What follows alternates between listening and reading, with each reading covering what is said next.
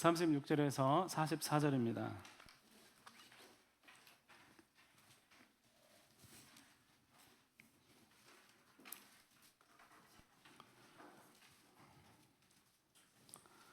요한복음 11장 36절에서 44절 우리 한 절씩 기도하겠습니다. 이에 유대인들이 말하되 보라 그를 얼마나 사랑하셨는가 하며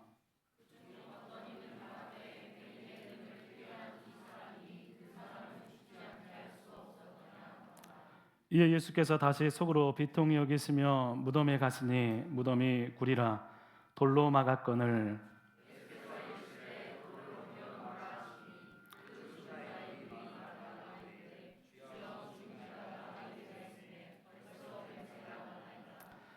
예수께서 이르시되 내 말이 내가 믿으면 하나님의 영광을 보리라 하지 아니하였느냐 하시니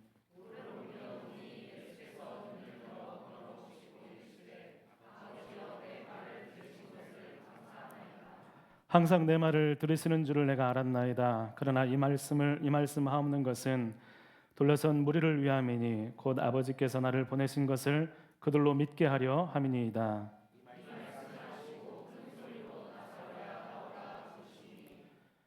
같이 읽겠습니다. 죽은 자가 수족을 배로 동인 채로 나오는데 그 얼굴은 수건에 쌓였더라. 예수께서 이르시되 풀어놓아 다니게 하라 하시니라. 아멘. 할렐루야. 반갑습니다. 우리 청년이 보시는 여러분 환영하고 축복합니다. 잠깐 우리 옆에 분 인사했으면 좋겠습니다. 잘 오셨습니다. 네. 자, 우리 오늘 특별한 손님이 오셨는데 광영중앙교회 임직하시는 분들이 맞으시죠? 예, 다음 주에 임직하시는 걸로 알고 있는데 우리 같이 예배에 참석하셨습니다. 우리 같이 환영의 박수 부탁드립니다. 네, 감사합니다. 영상 보니까 좋죠? 네. 여름에 가야겠죠? 네. 우리 여름에 더 많이 가서 여름에 청년들이 자꾸 다른 장소에서 하자고 그래서 더 좋은 장소로 알아봐서 같이 했으면 좋겠습니다. 자, 오늘 나사로 이야기가 나오는데 목사님이 한 작품을 보여줄 거예요. 나사로에 관련한 제가 너무나 멋진 작품을 발견을 해서 여러분 보여주는데 와, 나사로의 무덤을 이렇게 표현을 하다니 너무나 대단한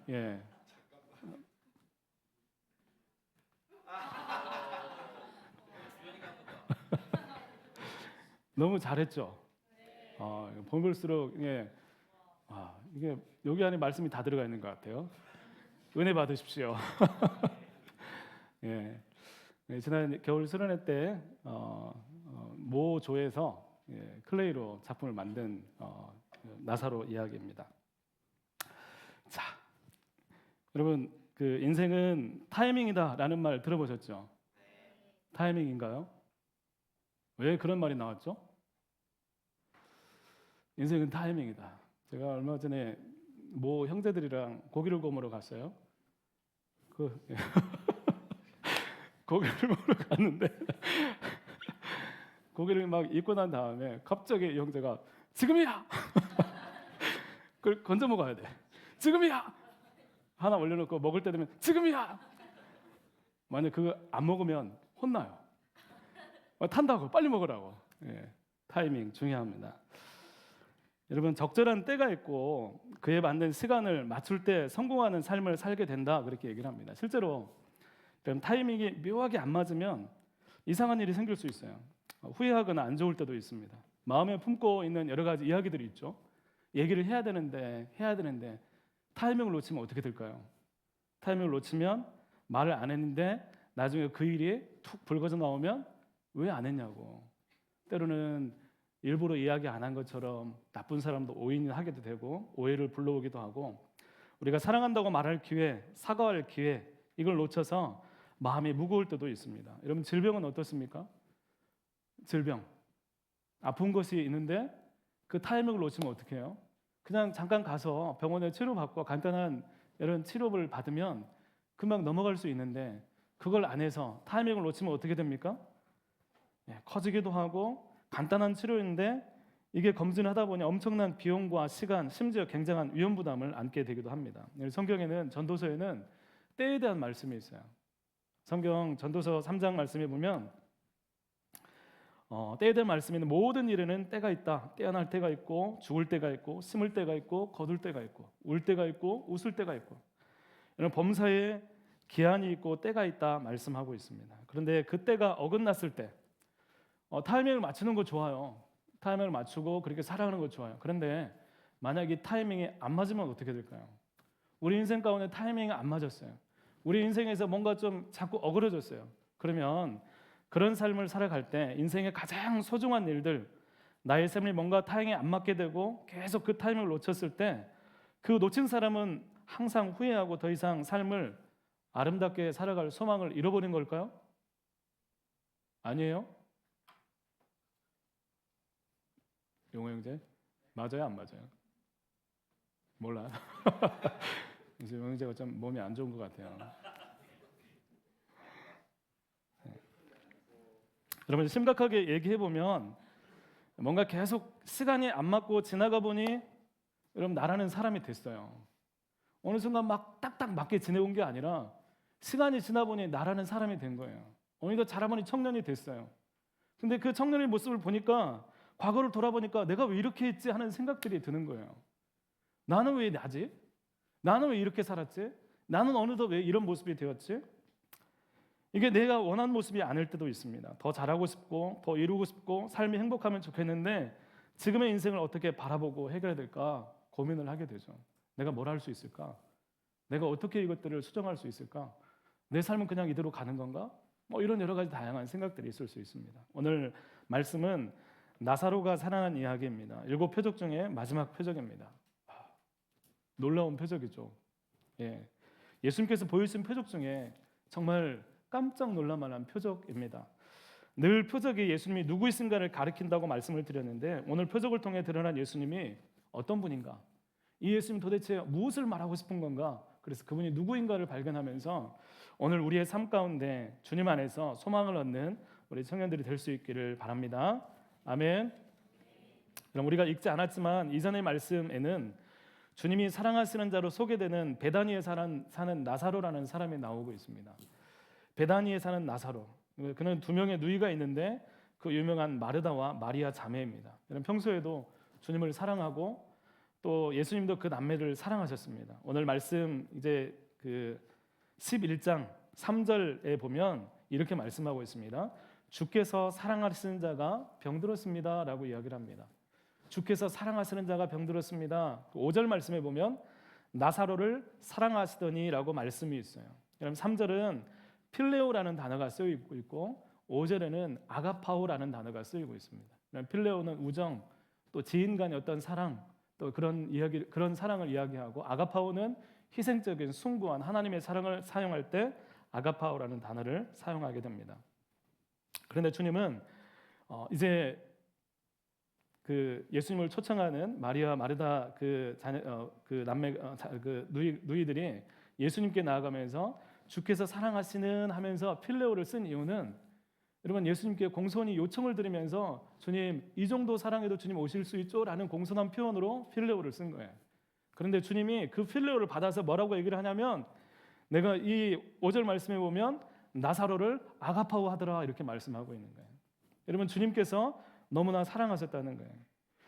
여러분 나사로 가족과 주님과의 관계가 그랬다는 것입니다. 그런데 베다니에서 하루길쯤 떨어진 요단 동편에 계신 예수님께 누이들이 사람을 보내서 급하게 찾는 소식을 전합니다. 주께서 사랑하신 자 나사로가 병들었다는 것입니다. 여러분 이런 사랑이 전제되어 있어요. 주님과 예수님과 나사로와 마르다 마리아 사이에는 이런 사랑이 전제되어 있어요. 그 상황에서 아가파오로 사랑하신 주님과 관계 가운데서 이 예수님께 소식을 전하는 거예요. 주께서 사랑하시는 자가 병들었습니다. 예수님을 긴급히 찾습니다. 여러분 그렇게 긴급히 찾는 이유는 그 병이 중병이었고 자신들의 방법으로는 해결할 수 없었기 때문에 예수님께 요청을 한 것입니다. 그러면 예수님께서 아가파오로 사랑하신다면 정말 너무나 간절히 사랑하시는 그런 나사로라면 나사로의 사정을 듣고 해야 될 일들이 뭐예요? 그 얘기를 듣고 언제 가야 돼요? 바로. 여러분 사랑하면 바로 가야 되잖아요. 즉시로 가야 되잖아요. 만사를 제쳐놓고 달려가야 되는 건 아닙니까? 지금 너무나 사랑하는 그 가정에 큰일이 생겼어요. 얼른 가서 늦지 않게 타이밍 맞게 가서 치료를 해줘야 돼요. 그게 우리가 생각할 때 주님이 사랑하시는 그 증거라고 이야기를 할 수 있어요. 그런데 예수님은 그 얘기를 듣고 서두르시지 않습니다. 오히려 거기서 이틀을 더 계십니다. 나사로의 죽음을 아시고 나사로가 잠들었다고 말씀하시면서 서두르지 않는 거예요. 죽음에 대해서도 잠들었어? 라고 이야기를 하시면서 죽음을 대수롭지 않게 여기시는 것 같습니다. 그런데 반면 마르다와 마리아는 어땠을까요? 사정이. 여러분 내 가족 중에 한 명이 병들어 죽게 되어 있는데 뭔가 처치가 이루어지지 않는다면 여러분 마음이 어떻겠어요? 말로 표현 못해서 말을 못하죠. 말로 표현을 못하겠죠. 먹먹하고 어떻게 하지 안절부절하고. 여러분 기다리고 늦지 않게 예수님이 오시기를 기다리는데 오시지 않고 나사로가 죽어가는 것을 보고 있어요. 힘이 듭니다. 마음이 타들어갑니다. 가족의 아픔, 죽음은 정말로 견디기 힘든 거예요. 너무나 아픈 것입니다. 죽음은 모든 것을 멈추는 것입니다. 죽음은 더 이상 가망이 없고 희망을 앗아가는 것입니다. 그래서 죽음 앞에서 누구도 슬픔을 참을 수가 없는 거예요. 여러분 그런 상황이 지금 마르다와 마리아 가정에 있습니다. 여러분 이런 일들이 나사로의 가정에만 있는 일들입니까? 나사로만 마르다와 마리아만 이런 일을 겪습니까? 오늘 우리의 삶에서도 비슷한 일이 일어납니다. 바로 지금 내가 하나님이 필요하고 주님의 역사가 필요하고 내가 오늘 하루하루 살아가는 것이 얼마나 힘든데 하나님 빨리 저를 도와주셔야 되지 않습니까?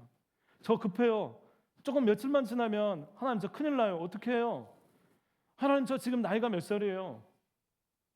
빨리 배우자를 주세요. 예. 여러분 지금 당장에 내가 힘겨워하고 어려워하는 일들이 있어요. 빨리 기도하고 있어요. 하나님께 항변하며 기다림을 굉장히 힘들어하면서 왜 해결해 주지 않느냐고 우리도 하나님께 외칠 때가 있습니다. 타임이 어긋난 때를 놓친 우리의 인생을 바라보면서 슬퍼하기도 하고 거기서 경험되는 아픔들, 무거움들, 여러 가지 짐들, 거기서 경험되는 여러 가지 갖가지 생각들을 가지고 삶의 고스란히 품고 살아가는 모습들이 있다는 것입니다.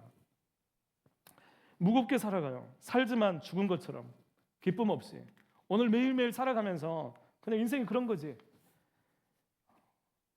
회색빛 감정으로 매일을 견디면서 버티면서 살아가는 것이 인생이라고 생각을 합니다. 우리는 계속해서 물어봅니다. 왜 나는 이래? 왜 나에게 이런 일이? 왜 이렇게 힘들지? 라는 질문을 끊임없이 던지기도 합니다. 도대체 삶은 무엇인가? 여러분 예수님이 이렇게 하시는 이유가 뭘까요? 예수님께서 이런 것을 아시면서도 그렇게 하시는 이유가 뭘까? 심지어 예수님은 이 상황을 기뻐하신다라고까지 말씀하고 있어요. 그리고 베다니로 가십니다.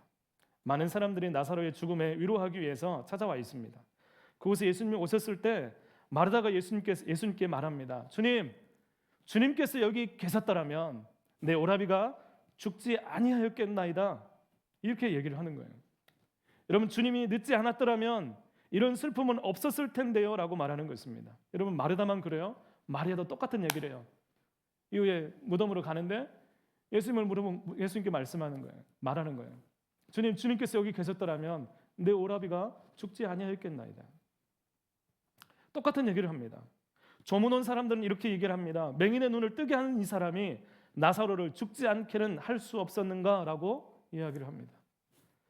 여러분 가만히 생각해 보면 마리아와 마르다의 믿음이 이 정도면 좋은 믿음 아니에요? 이 말의 의미는 뭐예요?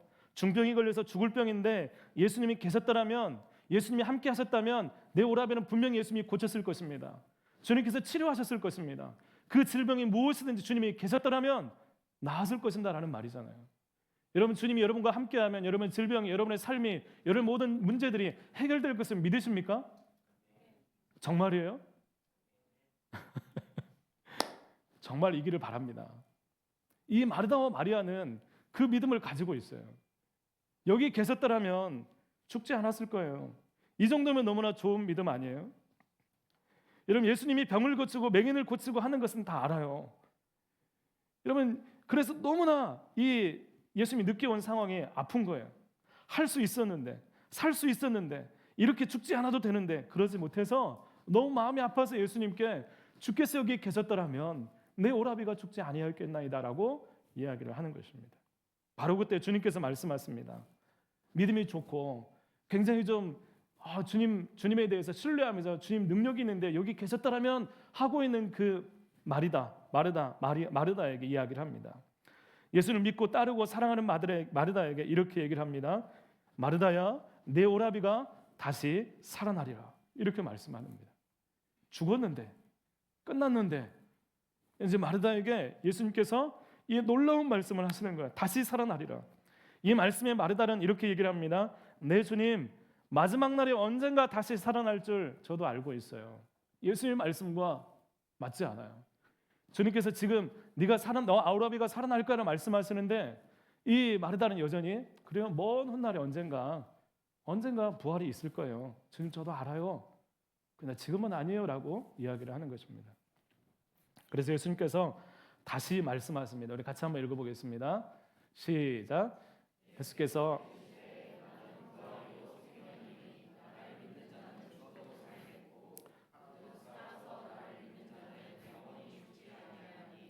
이것을 내가 믿느냐.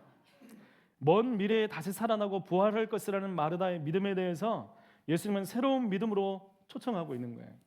먼 훗날 말고 지금 저 멀리 언젠가 죽음 이후에 죽고 나서 언젠가 될지 모르는 마지막 날이 아니라 그 마지막 날을 땡겨서 지금 이곳에 부활에 대해서 이야기를 하고 있는 것입니다.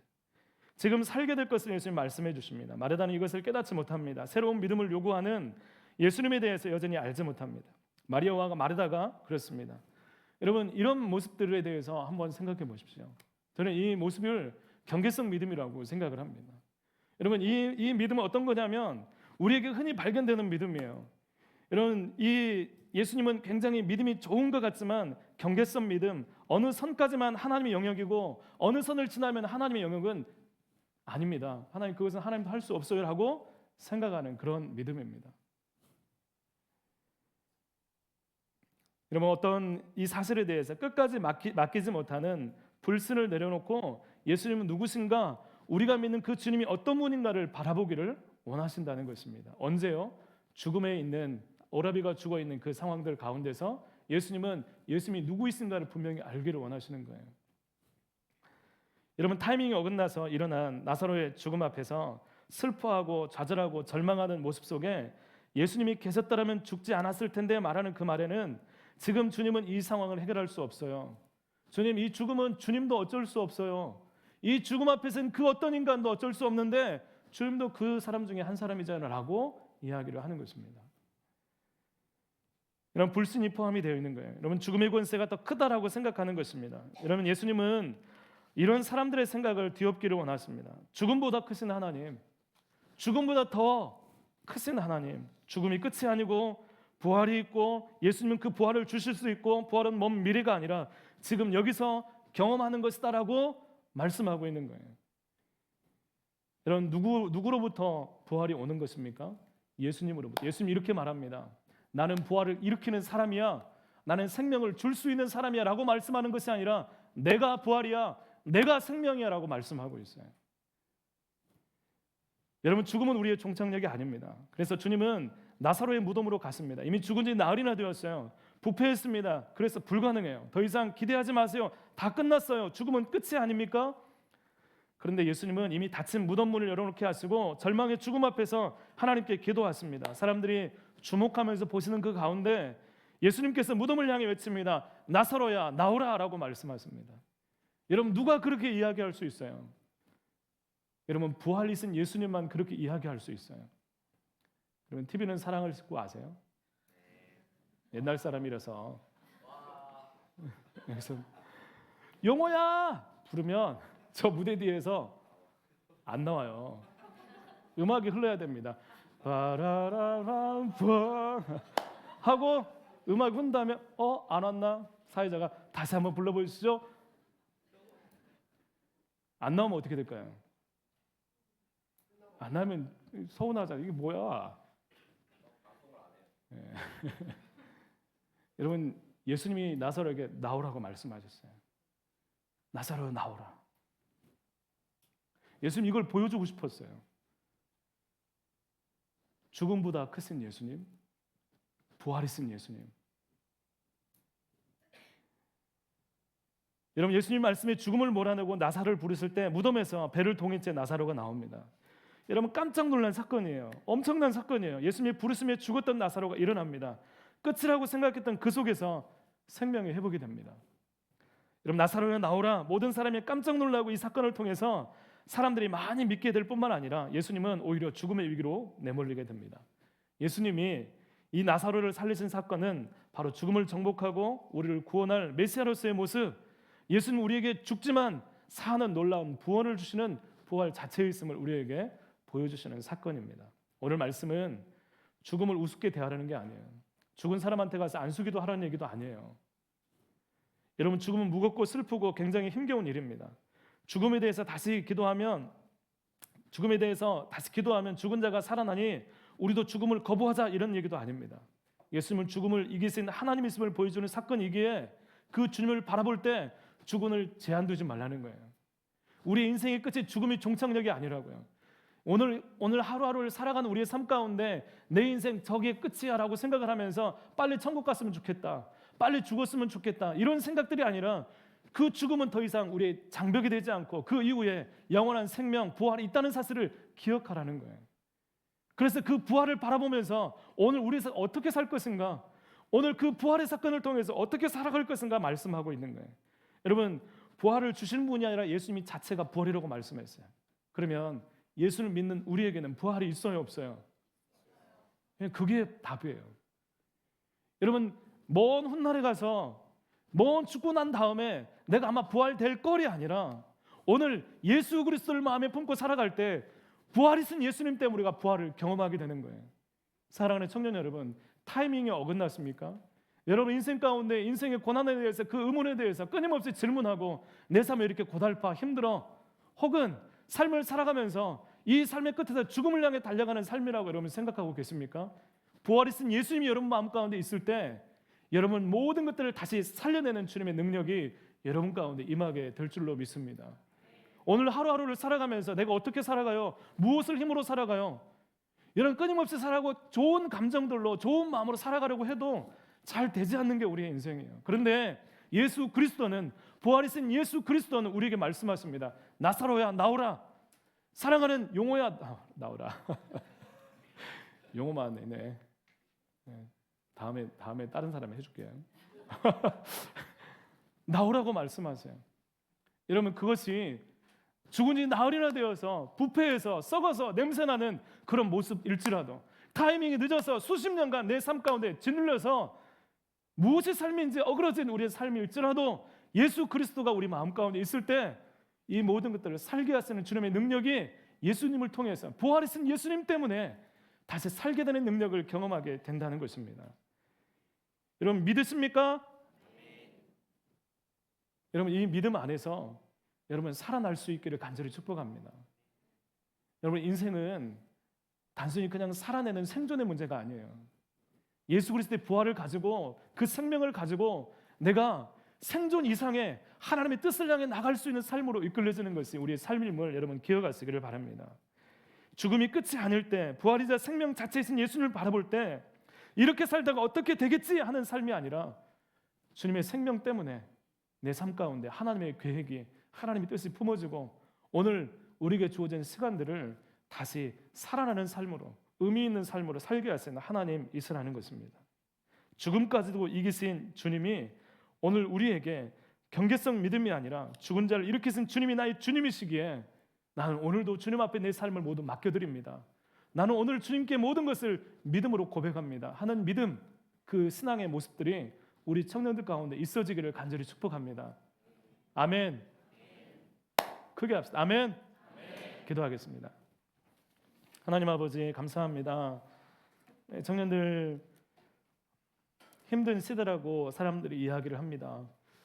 하나님, 여러 가지 힘겹고 또 많은 일들 가운데 고민하고 또 지치기도 하지만 부활이신 예수님, 우리 안에 오셔서 부활이신 예수님 때문에 다시 살아나고, 정말 우리는 할 수 없는 마음 가운데 여러 가지 생각들과 마음까지도 주님 품게 하여 주셔서 힘든 시간을 보내고 있지만 이 시간을 감당하고 넘어서서 하나님의 생명의 통로가 될 수 있도록 주님 역사하여 주시옵소서. 하나님, 우리 청년들 타이밍이 어긋나서 하나님, 혹은 그 인생 가운데 앞이 보이지 않아서 하나님, 죽은 것 같은 정말 살지만 그 인생 가운데 생명이 없는 모습으로 살아가고 있는 청년들이 있다면 나사로야 나오라 말씀하신 그 주님 음성이 나를 하시는 말씀으로 들려지게 하여 주셔서 하나님, 일어나게 하시고 회복되게 하여 주시옵시고 다시 생명을 품고 부활의 능력이 쓰인 예수님을 바라볼 수 있는 우리 청년들 삶이 될 수 있도록 주시옵소서. 함께해 주시기로 원하오며 예수님 이름으로 기도드립니다. 아멘.